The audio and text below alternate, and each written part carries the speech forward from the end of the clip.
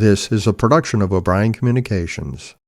Hello, everyone. We're back. I'm Tim O'Brien, and this is the Shaping Opinion podcast. We've been on hiatus for almost a year now, and a lot's happened in the past year. If you're watching on YouTube or on Rumble, you'll notice that in the background we have some changes. We have some new digs. We've moved more into the heartland. We made some changes to the podcast. It's more streamlined. The focus is now more on the guest and the topic and not much else. Other than that, I won't say much more. I'll let the podcast speak for itself. So let's get to today's episode. Our guest today is Greg Schlueter. He's an author, a radio host, a movement leader, and an opinion writer. He focuses on things like restoring faith, family, and culture. He's the head of communications for the Institute of Constitutional Thought and Leadership. I read something that he wrote just recently, and I decided to invite him on the podcast to talk about the topic. What is that topic? The culture of victimhood.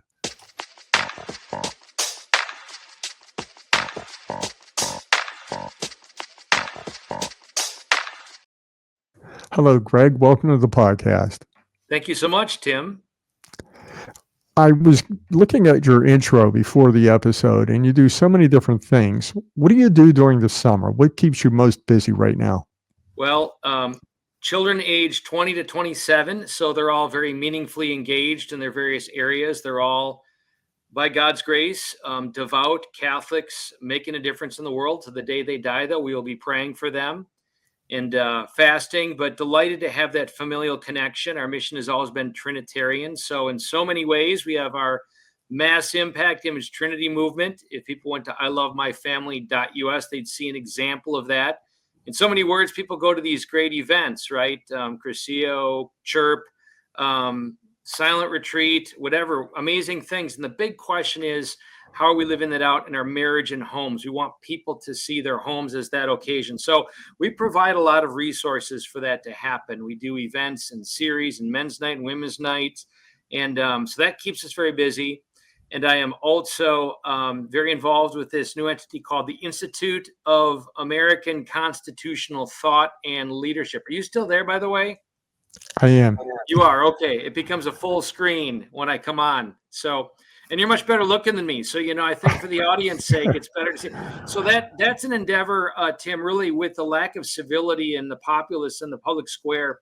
It's an endeavor on our secular colleges, a law that allows us to have sub-campuses where humanities, based upon constitutional thought and all of that, we can discover both a forum informed by, that is informed, if you will, that we're being informed so that we're communicating meaningfully, and that we have a place where we can discuss ideas without the vitriol and sound bites, but really get to the heart and soul of individuals. Again, Trinity is probably my thesis statement definition.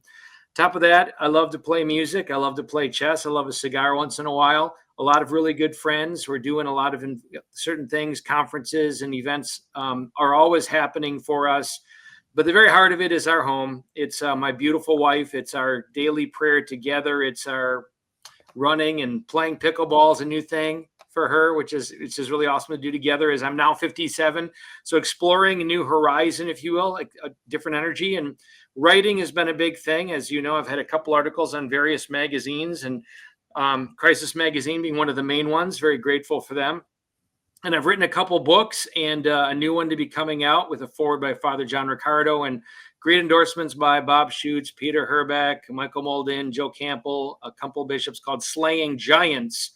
And we want to see that owned to get it as far as possible, slayinggiants.us, which is essentially every person's battle in the life of David with Bathsheba, the journey into lust, and then Uriah, and the redemption that we find in Psalm 51. So that's a small little snapshot.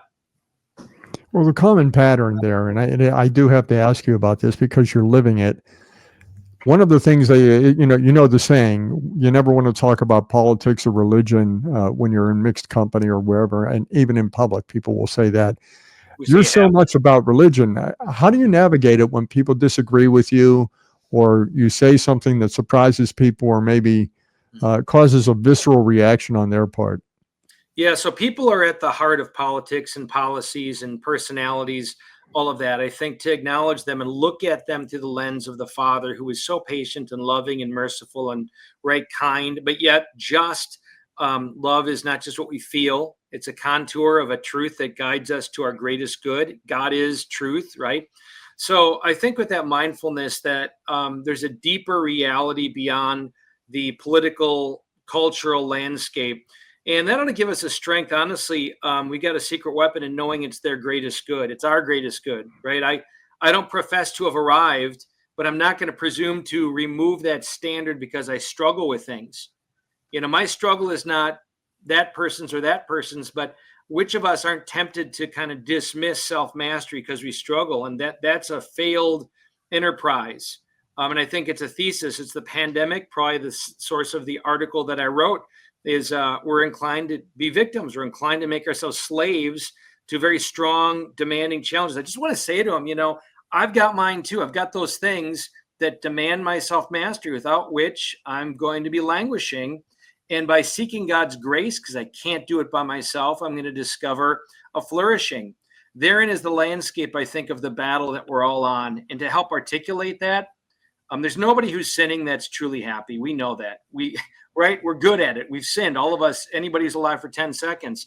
We get it. We get that it doesn't lead to happiness, joy, fulfillment, the abundant life of John 10:10. We know this. It's more than just, specious, sectarian, one part of humanity. It's for all of humanity. This is the thesis of human existence. When we know that, I think it just sets the stage for human connections and growth.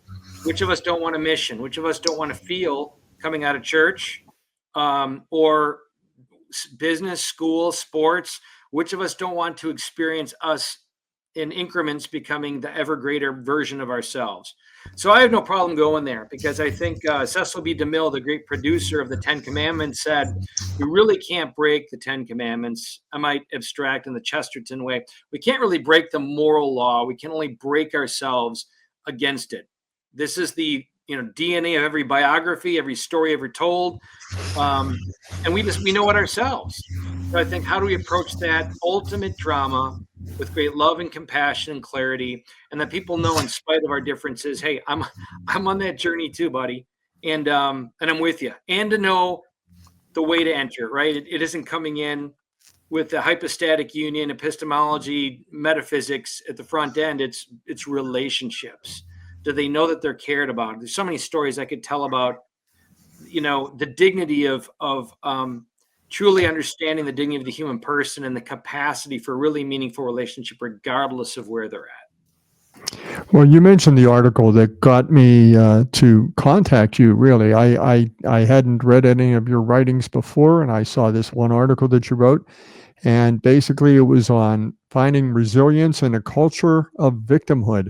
Mm-hmm. And I think that's a good starting point for what I really wanted to talk to you about today, and that is the culture of victimhood. What is it? Great question. I would say that the culture of victimhood is one where we find ourselves incapable, or choosing to think of ourselves as incapable in facing adversity. Whatever that adversity may be, we find ourselves slaves, incapable of responses that are dignified, incapable of overcoming, whether it's emotional, spiritual, physical. We accept that we're in a wheelchair. To use the analogy, like we're in a race, we're lined up, and we just, somebody's told us along the way, hey man, you're in a wheelchair, and we accept that we're in a wheelchair.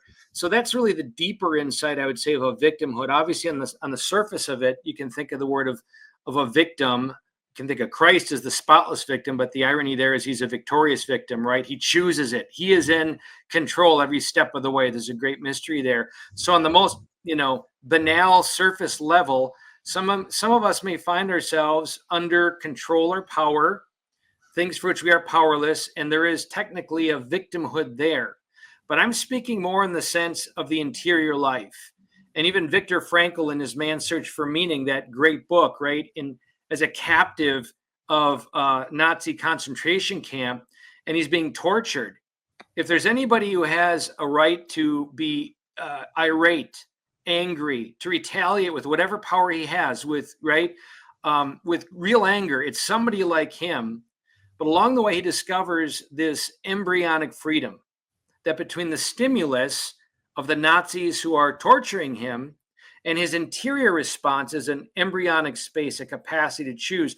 And he rightly asks, they've got power over my physical life. Why am I giving them or ceding the power over my interior life? And every day he starts to practice again this embryonic freedom to cultivate. Whatever they're doing, I'm going to retain this dignity that I have, this freedom that I have interiorly. And he cultivates it to such a degree that his captors begin to wonder, and from wonder to actually some of them have conversions, mini conversions, because he demonstrates something that just doesn't make sense. The day that you're recording this today, the gospel, at least in the Catholic Church, is all about forgiving, loving your enemies. I mean, it's just really difficult for an American, right, who is supreme independence and power over ourselves and control, and a legitimate sense of defense, a legitimate sense of propriety. Christ is not speaking of passivity, but there's an interior sense of, like Jesus himself demonstrated, can we be in the hands of those who do us evil and still have a sense of our dignity in the core? Because that's a transcendent thing. And by the way, that's what every human person is searching for. Imagine if we could cultivate that kind of freedom, the Viktor Frankl kind of freedom, when our spouse says something, or our children, or in the marketplace of ideas, which has become so bastardized, but truth, and sound bites. Do we realize that they really want it to be an occasion to make money and get us going and reduce us to, just fighting, when in real life, human beings off the grid of the digital world are much more, I think, by nature, more civil when we're face to face? Can we cultivate those courtesies and those qualities and see the power that it has when people come at you full bore and you're calm? You're praying with the heart of the Father. I'm a Christian. I'm a Catholic. I've seen the surpassing power of this, not just theologically, but I think in the human arena. We love them. It's transformative. It's just truly transformative. So you asked me the simple question, what's a victim? I think a victim, in the sense of we're speaking in the interior life, is one who cedes something that they have power over. They allow themselves to be a victim unnecessarily. And one of the things you said, and I think it's something that we sort of all see, even if we don't think about it too much and really articulate it, but you did articulate it.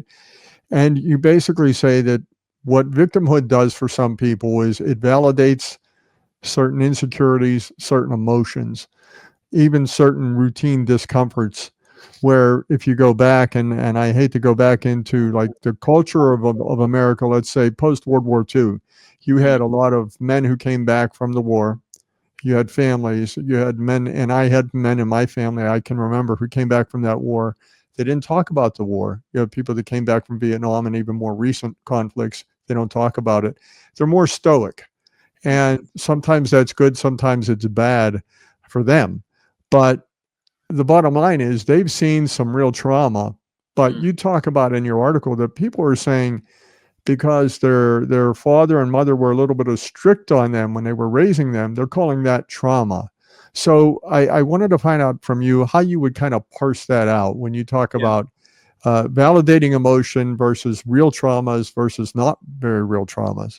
Excellent. So let's make it like really clear that some people genuinely experience circumstances that are beyond human imagining. And we could speak of them: child trafficking, people who tell those stories, Immaculeus Cabina, right? I don't know if I got the last name right, but in the Rwandan massacre, spoke of Viktor Frankl. I mean, some people have genuinely experienced things that are objectively more grave. Subjectively, one stubbing a toe could be more traumatic than somebody in Auschwitz. Subjectively, one may lack for whatever reason, the interior capacity. So let's just acknowledge that there are some whom I'm speaking to that genuinely have faced incredible circumstances. And let's also regard the subjective thing that at a particular age, if you're 5 or 6 years old and your parents are fighting or they're abusive versus age 20, and just these are some realities that have to be regarded as subjective dimensionality. We're not talking about that. We're talking about ordinary developmental circumstances in a home where a mom and dad are doing their best to love each other, love their family, being sacrificial. I even find this, I think, prominently, the one who launched this article. I mean, it was many conversations and processing in the ministry arena, but is quite frankly, somebody very close to me, a mother of children who is presiding in a small group of young women. And one after another began to talk about how they felt traumatized and that their emotions weren't validated. And some were talking about boundaries. She knows these families. She's vacationed with them. She's interacted with them. Not that that gives the inner sanctum of what might happen. We all know that there's some differences when you're just with your family and nobody's around. But the fact that she knows them pretty well, she knows them from women's groups and all this sort of thing. They are good people. Yes, with flaws and family of origin stuff, as we all do through the generations, got it. But the pervasiveness of this caused her to think, maybe this is more than just little Susie, because it's Susie and Julie and a general culture that is in so many words suggesting you are what you feel. It is the pandemic that tells us you are what you feel. If you feel like you're a man, I mean, that's how we're seeing it play out on the stage in the last 3, 4, 5 years. And oh, by the way, back to the Cecil B. DeMille thing.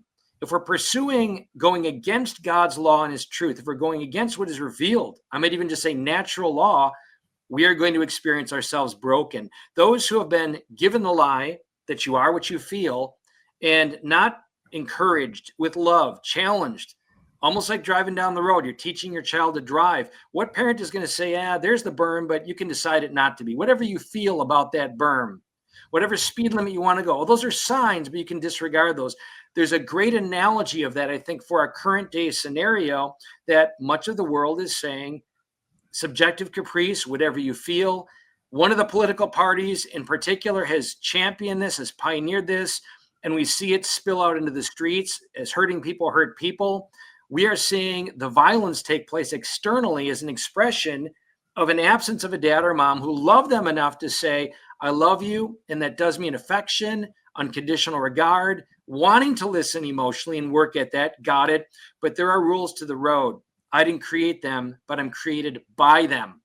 That to me is the hinge, Tim. I think that the hinge, simply put, is those who believe truth is something that we can determine versus truth is something in which we are determined.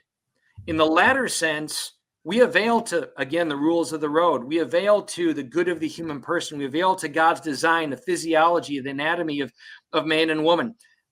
Many, if we don't subscribe to this or believe this truth, Frank Sheet said, to see the world sanely is to see it God-bathed. We're in rebellion against God, ourselves, and the world itself, and it will only lead to languishing.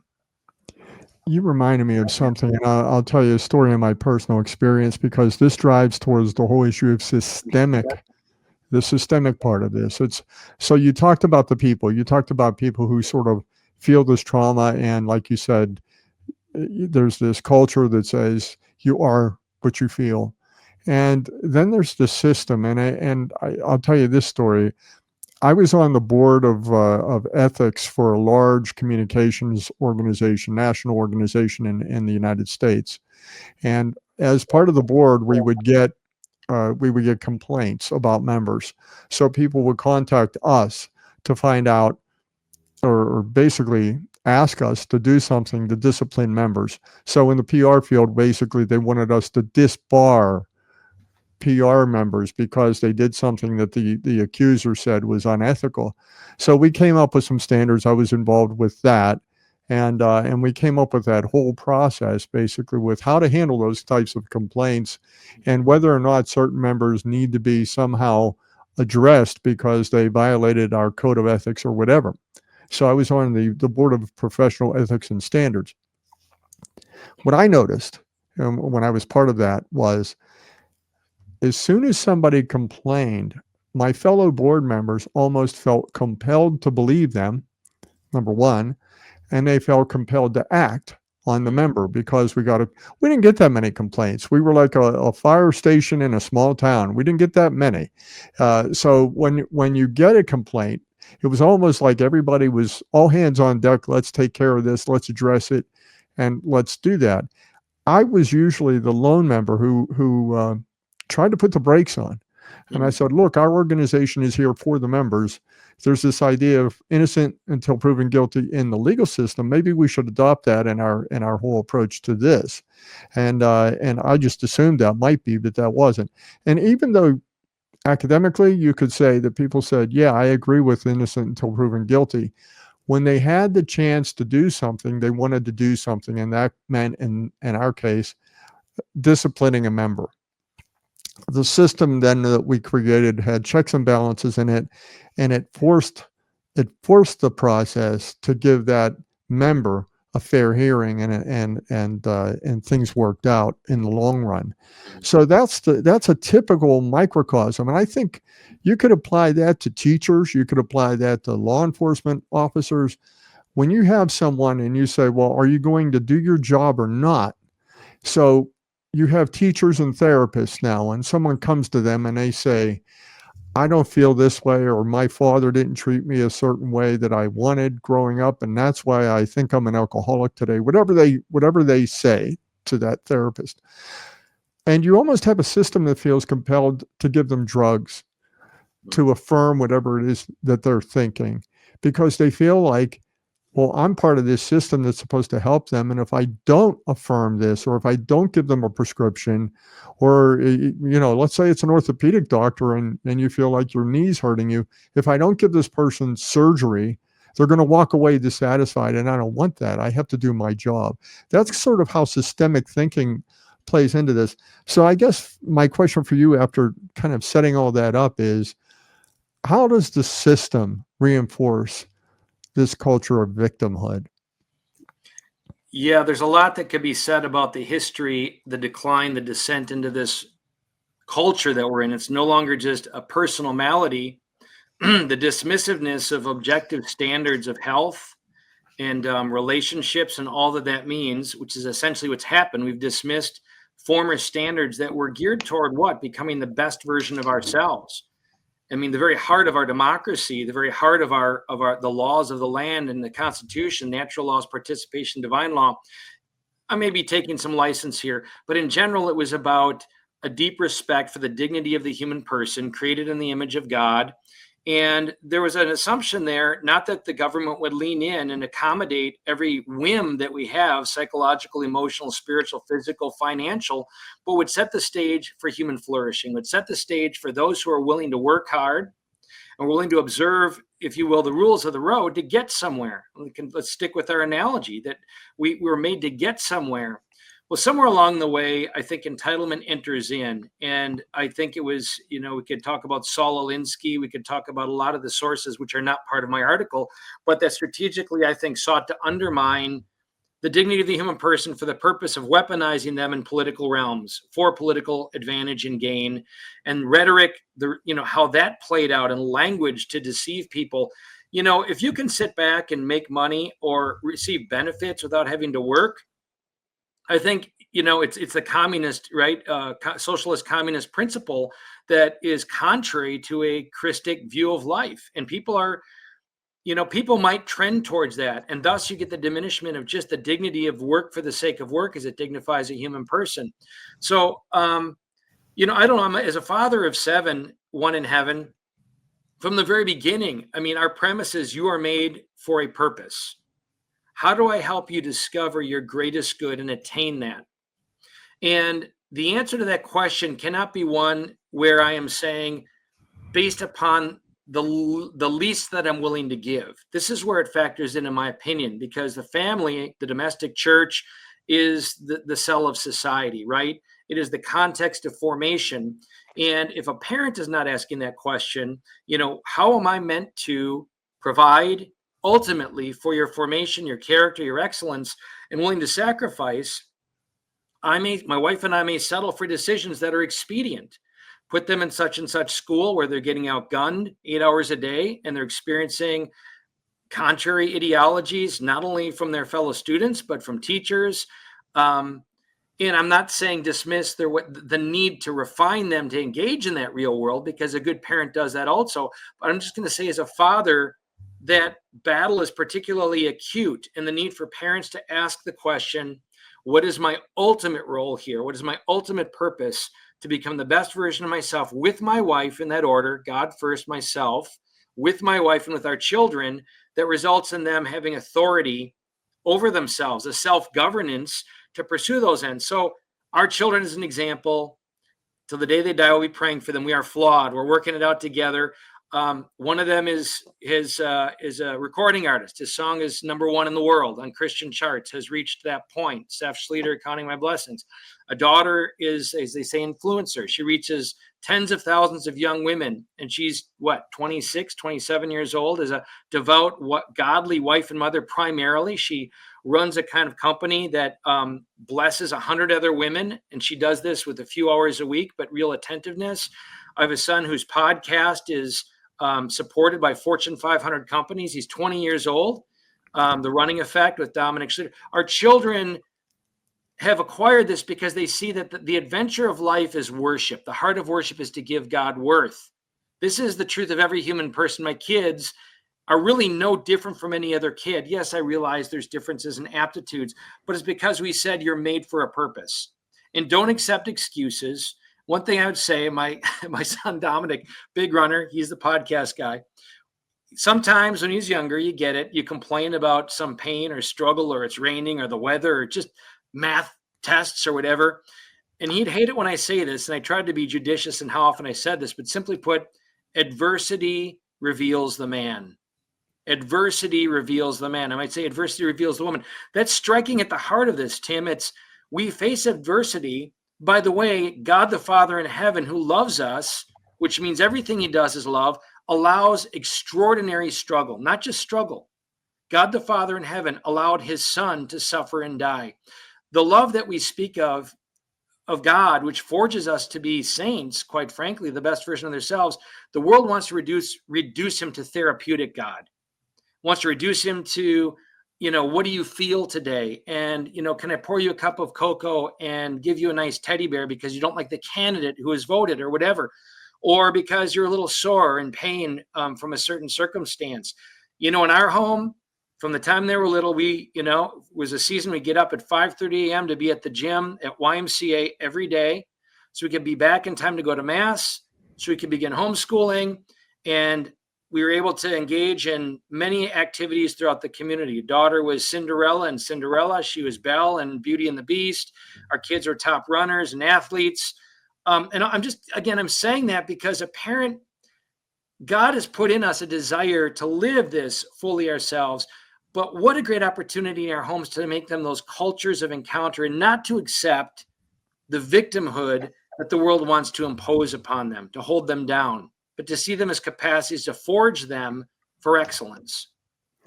You and your wife and your children lost a child. You mentioned that. I think that's a case where a lot of people would say, well, he has a reason to say he's a victim of maybe not other people, but of life, of challenges. How did you deal with that in a way to decide that you weren't going to be a victim? And I guess early on, did you feel any temptation to consider yourself a victim when that happened? Great question. And I would say our faith, our belief in Jesus Christ is the norm, is our nature. If God allowed him to suffer, how can he not allow us? And even deeper, a pay grade beyond my own, that God is forging us for something greater. Now, for better or for worse, I don't know if I lament this as a dad, but when our kids were middle school and they were struggling with something, and I mean grumping, like couldn't get a grip. I would say maybe it's a dad thing. Dads and moms are complementary. We have many crosses on our walls. I'd say, go to a crucifix and tell him how hard it is. Look at the man on the cross and tell him how hard it is. And that's not meant to be kind of like a dismissiveness of whatever emotional struggle they have, but that in Christ, the brokenness, the wounds can be transformed. So I would say, this insight actually, Tim, came to me and was lingering there because of my faith, but it became clear in this statement. As much as we desire, more than the desire we have for them to still be with us. And these are the lost ones, the loved ones who've died tragically or in any way.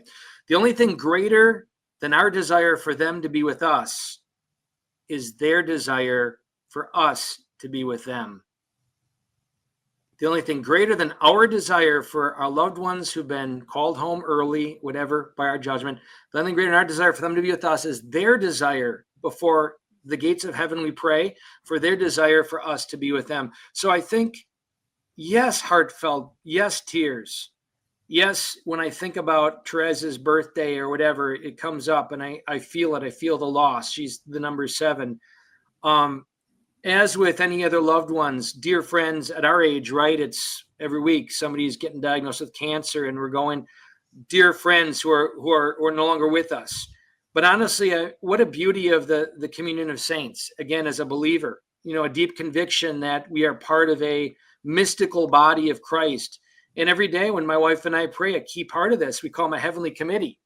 Like we literally name some of the beloved ones who've gone before us. They're on our heavenly committee to intercede for us, whether purgatory or whatever, before the throne of God. So there's sense in it. And maybe this is a key piece too, Tim, that it's not dismissing emotions. It's bringing them before Christ that they can be transformed. It's not dismissing, disappointments, discomforts, but it's a belief in, profound resilience that is a lot like Peter walking on the boat. He had no idea when he asked Christ to summon him on the water. In that moment, he had an apprehension of physics. He knew never before has he ever seen anybody walk on the water, but something in him, impelled him to connect with the joy of his desire, Jesus. Something in him just cried out and said, command me to walk and I will do this. And he takes that step outside of his experience, and what happens, God sustains him. We call it actual grace. I would love to, I'd imagine often like in a state of martyrdom, I imagine as many of us might, gosh, what would that have been like? The books of history that describe those who heroically took on these things, these circumstances. Again, Viktor Frankl, Immaculée, these people, like how will I stand, before the secular forces that are offering me death or renouncing my faith? The book Silence, fabulous. I don't know, quite frankly. I pray for the grace, but therein is, I think, this insight that today in this moment, I seek God's grace, and I hope there will be this thing called actual grace when that happens, that God will fortify me with all that I need to persevere in choosing him, and even more, to do it triumphantly and joyfully. I'll say St. Lawrence. To this day, I don't know. Talk about godly manliness. He's preaching the gospel. He's doing it with conviction, with truth. They don't know what to do with him, so they decide they're going to kill him and fry him, right? So he's on one side, and he's frying, and he's so peaceful, so content. I'm sure suffering. The physical, God didn't deprive him of his physiology. He's suffering as they're frying him, but he's so peaceful, he says, this side is done, turn me over. I would love to have, now, if he can do that in those circumstances, are we depriving opportunities for growth in the smaller things, much smaller things, of taking the step on the water, of going vertical, of going to God and seeking that grace to know that we're never closer to God? Maybe that's the point here. We're never closer to God in transcending ourselves than in our suffering.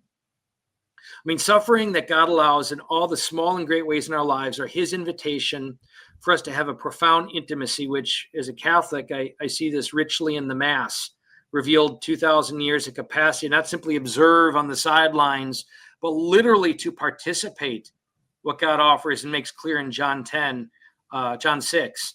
And throughout the history, every saint, every theologian, every scholar up till the 15th century was convicted about the power, the transformative power of partaking of his body and blood, which is what? Partaking of his one sacrifice.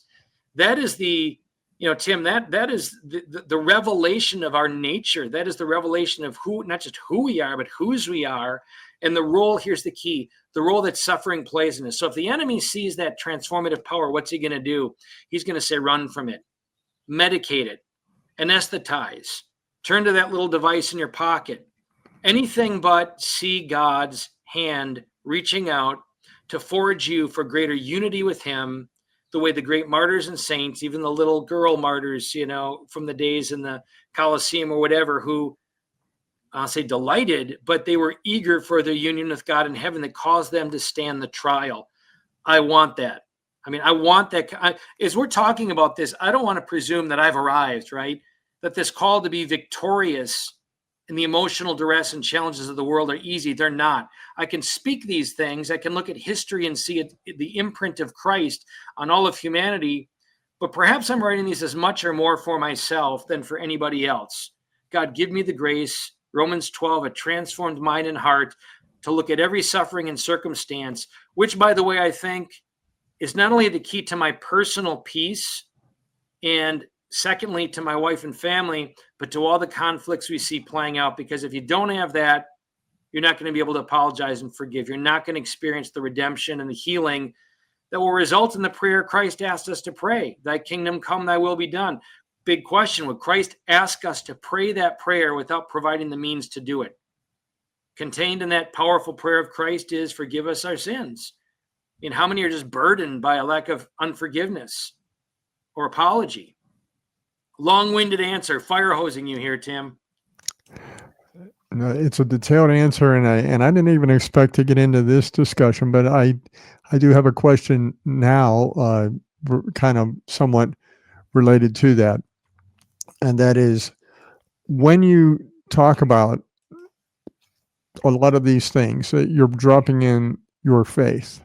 And I'll just tell you a little background on our audience. A lot of our people on our audience either are not Christian or they're not religious particularly. So this isn't a Christian podcast. And I bring that up because I would ask you to think about, and I put myself in the shoes of someone who's, let's say, even a Christian, but a lapsed Christian, or somebody that's not as into it as obviously you are. Yet they go through hard times too. Mm-hmm. And they go through the same hard times, the real traumas in life, like you have. What would you say to that person? Because you can't take a person who either doesn't believe in God at all or believes in God casually. You can't tell that person they need to tomorrow turn to Jesus and do all these things. It's not an on or an off switch. They have to gradually get there, I guess, from that perspective, and maybe they'll never get there. So my question to you is, what would you say to that person right now who just is distant from their faith, and yet they're going through hard times? What would you say to them? I guess, what can they do today that doesn't bring them to where you are? No, that's a great question. And experience punctuates for me the truths that I speak of. Everybody is going to believe in something, small b believe, because we don't have the capacity, every human person, to empirically reduce or understand the universe. We just don't. You're looking at this right now. It's colored pixels configured a certain way. Somebody doesn't need to understand, right, the detailed technological capacity to just experience and see that it's true. And I'd say the key to my article actually is really, I don't mention, except for the end, a lot of the faith aspect. But I think about this. Billions of dollars are spent every year, regardless of being agnostic, atheist, Jewish, Hobbit, Vulcan, whatever you are, on media, on movies. People go to a movie theater. And in general, they're going to, if they're rightly ordered, 99% are going to recognize the hero, and they're going to recognize the villain. They're going to recognize the qualities of a hero and a villain. They're going to agree. They're going to look at 9/11 and they're going to say those who went into that burning building are heroes. They sacrificed themselves for the other. So there's values that emerge that we all just nod our head and assent to, and that we see are very good. Now, the DNA, let's just go back to story. Joseph Campbell wrote about this, Hero with 1,000 Faces. It may be 100 faces, but I think it's 1,000 faces. The hero arc, right? The story, that there's an objective truth that we all share. And simply put, you look at every story ever written, every movie, there are really four major movements. It's kind of, number one, you've got the protagonist, they begin somewhere. Movement two, they go through some kind of crucible, right? A struggle, a crisis. 3, they come out on the other end more aware of who they are, and 4, it informs their mission. Whether it's The Matrix, Gladiator, Lassie Come Home, Disney classics. This is the general arc of every movie that we see. Well, let's give 4 names to these and see if they're recognizable. That first movement, life, they just begin somewhere. 2, they go through a crucible, death.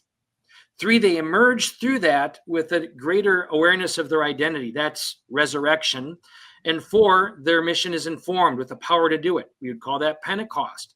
So in this article, I'm identifying, for those who are struggling in any way, that we are made for transcendence. It's all about identity. We are made with a particular identity, and every person has to contend with their identity. And their inner life is going to gauge whether or not that identity is true or false. Like if your identity is Nike, right? Every advertiser, by the way, my company helped manage marketing for Disney's Narnia, Superman Returns.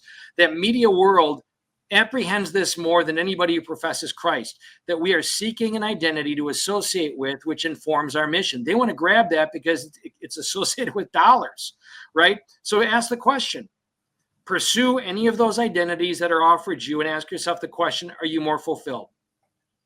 And even in the grand scheme, let's abstract that. You've made as much money as you possibly could. On one side of it, you think, boy, wouldn't that be great? Well, you attain it. Look at the example of those who have, and that's the only thing. Or their prestige or their power. The story is written, by and large, by Hollywood elite. We can see the quality of their relationships, the quality of their marriages, the quality of interactions with their families. And I would say this, the things I just mentioned are good. So like they are things that can be good. But if they're the primary identity, again, I'm wealthy, I'm powerful, I have influence, apart from the ultimate identity, which is our unsurpassed nature in God, a sense of transcendence, without that, they're languishing. And I would say in the last election cycle, we saw this play out with many, at least articulated or mentioned, really last 4 years, that what we faced in the COVID era or whatever, many otherwise secular people have come close by acknowledging, number one, these objective truths of this landscape, because how can you not see how people are either flourishing or languishing in the last 4 years, but coming close to and even professing Christ? You know, we see Joe Rogan might be an example. Musk has intimated this. Some of the strongest, most powerful and influential people have come to recognize an objective landscape. You know, my book, I cite Lukianoff and Haidt's work about over-pathologizing minor, how hurts lead to mental fragility. People who are over-pathologizing ordinary human existence and the encounters of every day leads to mental fragility and deprives us of resilience. The great work in 2017 by Twenge that shielded teens lack coping tools, they tend to suffer more. The work by Seligman that learned helplessness teaches powerlessness. I mean, this is, by the way, at least a particular party has endeavored to foster this for the purpose of kind of an interior servitude. And I'd say the last election, I pray for our president. He's flawed. He's very flawed. I'm very flawed.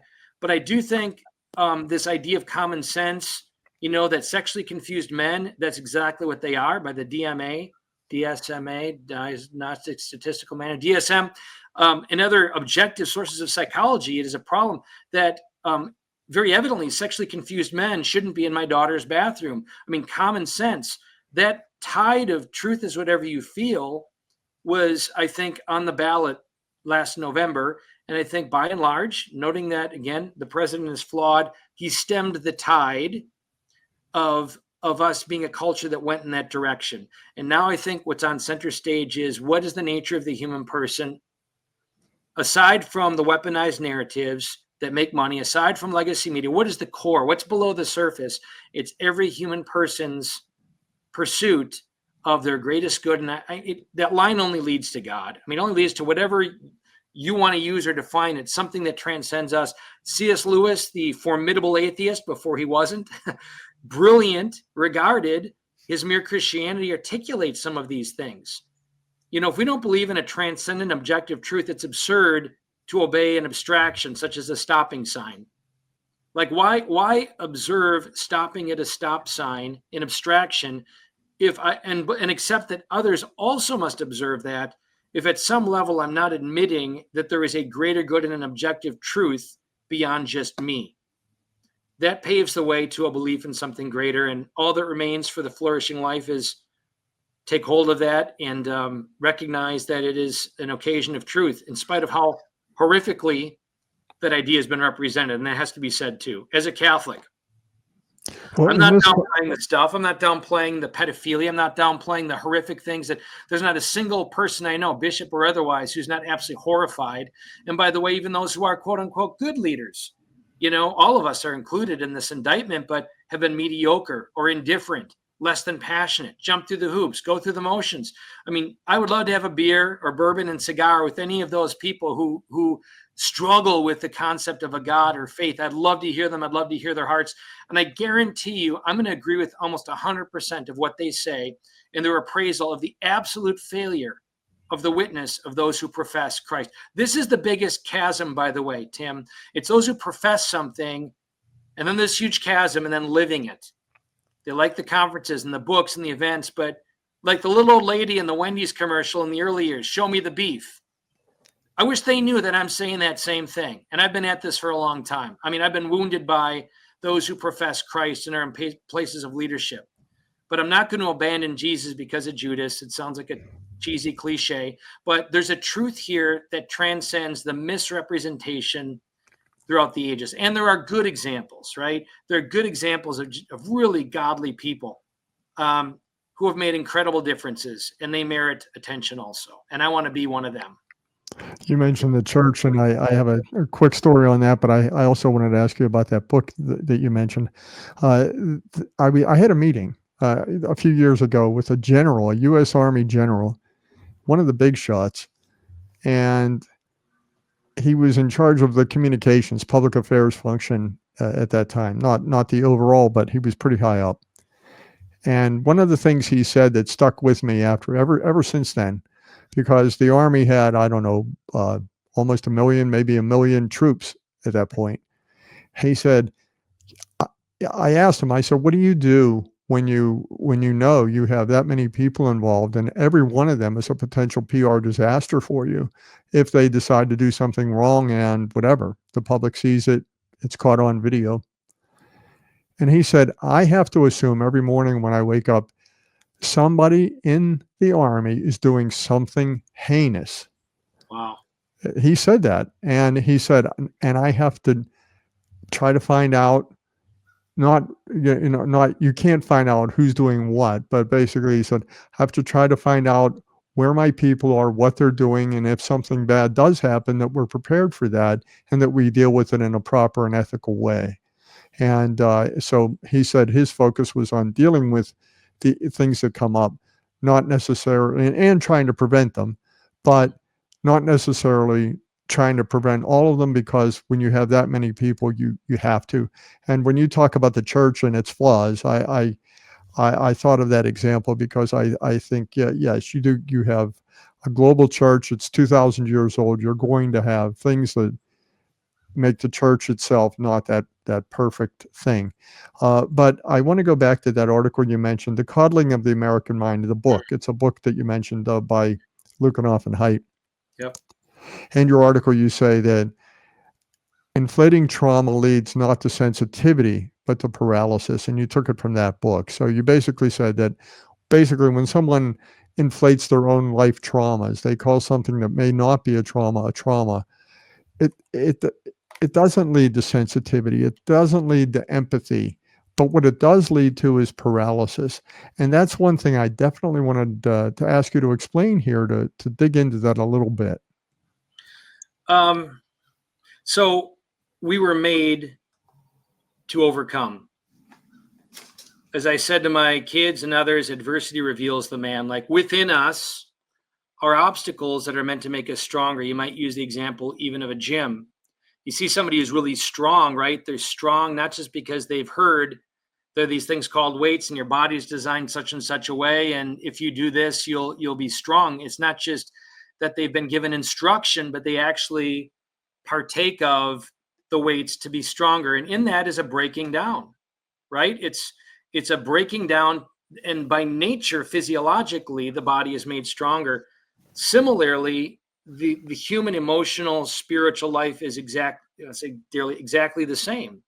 That when we encounter these adversities, one comes into cold confrontation with their own limitation by themselves. All of us. I cannot deal with the smallest thing. I spoke of a stubbed toe is one person's trauma, and whereas somebody may have survived Auschwitz and be perfectly fine. When we reduce things to the subjective realm, we make ourselves out to be we're looking to that transformative thing, that transcendent thing in ourselves, and we're incapable. We find ourselves in a prison. We find ourselves victims, right? We find ourselves incapable of dealing with the trauma. Everything becomes trauma. Whereas if we recognize, okay, I'm facing some adversity, a relationship, financial thing. I spoke of Sebastian Junger. I may have in that article, maybe not. His book called Tribe, strictly from a sociological, psychological perspective. I mean, he traces this theme of the degree to which when people together face tragedy, it forges them into something greater when they rise above it. So Calling the American Mind is a survey, an insight of younger generation in particular, and the outcomes that he sees pervasive, which are negative outcomes of being crippled by emotional lack of integration, lack of wholeness, because they grew up in environments that excused or diminished the capacity to be resilient. I mean, what is a parent saying when a child faces a difficult thing? First of all, number one, there ought to be some emotional attention. I get it. You just, wiped out on your bike. I'm hugging you, right? Little one, I'm caring for you. But at some point, it is the sense of, I'm with you in this, but emotionally and physically, you can rise above this. It's a simple theme, whether it's the example of hopefully not somebody super injured in a bike, but some have experienced great things, right? And they give witness to this, lost limbs in the war, marriages where somebody betrayed them in a marriage. I mean, deep wounds. So the same thing. Don't dismiss the emotional reality. We can't dismiss the God-given human emotional reality that he made us, that forges us, right, for something greater. I get that. But the emotions do not punctuate the ultimate capacity of the human person to find themselves, in fact, even more strong. Again, the weight room analogy, something even greater. And by the way, it's, the example again, dare I invoke Christ, he still had his wounds after the resurrection. There's something profound about that. The wounds remained in his hands and in his side, as if to say what? There's strength here. I mean, I am the greatest self ever that ever existed, human ever existed, divine person, human nature. And I'm showing you that that's not incompatible with my wounds. So a healthy culture is one where we rightly acknowledge, right, the emotional realms and the interior reality, but we don't elevate them above our capacity to overcome. And that implies an overcomer and a strength that allows us to overcome. There's a bridge there, obviously, to faith. And by the way, I think many people become true believers. As they say, there are no atheists in foxholes. When you face the adversity, you're either faced with depression to its greatest degrees, or you're faced with this point of absolute confrontation with the limitation of yourself, and you look for something greater. I would say that's when one becomes more than just a professing Christian who can say it right and get it right in a multiple choice test, but in the depths of their being, they recognize a transforming, powerful truth, and they become examples of it. In the Catholic faith, we say that the blood of the martyrs is the seed of the church. It seems incompatible, doesn't it? I mean, martyrdom, victimhood, coming under the fierce, violent influence of somebody else. Wait, that's the seedbed of the church? Like you said, for 2,000 years, that is the longest lasting, most formidable institution, in spite of its blemishes and brokenness and everything else. It's those who give witness to something transcendent. And so if we're coddling, which is to say we're preventing somebody appropriately from dealing with the weight room, with the struggles, with the challenges, with the thorns, with the cross, if we're preventing them from doing that, we're depriving them of that encounter with a very present, imminent Holy Spirit that elevates us. Greg, I just have one more question for you, and it's something that you say. You say that resilience can be taught. How can resilience be taught? Accompaniment in it. When somebody is facing adversity, acknowledge the emotional, but recognize there is a power greater, and affirm and validate that greater power. bring greater validation to the power to overcome, to be stronger than in the things that are coming at them or the wounds. That's the message of my faith. It's a message of Christ. And I think at the heart of that is a relational currency, right? It's a sense that I'm with you in this. You know, what great stories we have throughout history where maybe those beloved felt abandoned. Indeed, which of us as children of a beloved Father haven't felt abandoned? It is, you know, our feeling does not win the day. There's something greater, and God allows us. He's with us, right? The footprints in the sand thing. You know, when you think you're by yourself, it's then that he's carrying you. But like Christ in the garden, what a triumphant moment in Gethsemane, deprived of his experience or fears and all of that. Which of us maybe haven't experienced dark nights? The psalmists speak of this. The saints speak of this. But what great growth and strength to have brothers and sisters, ideally family, that regardless of your dark nights and deserts, you have them surrounding you saying, you know what, I am not going to let you go. I am with you in this. And there's something greater.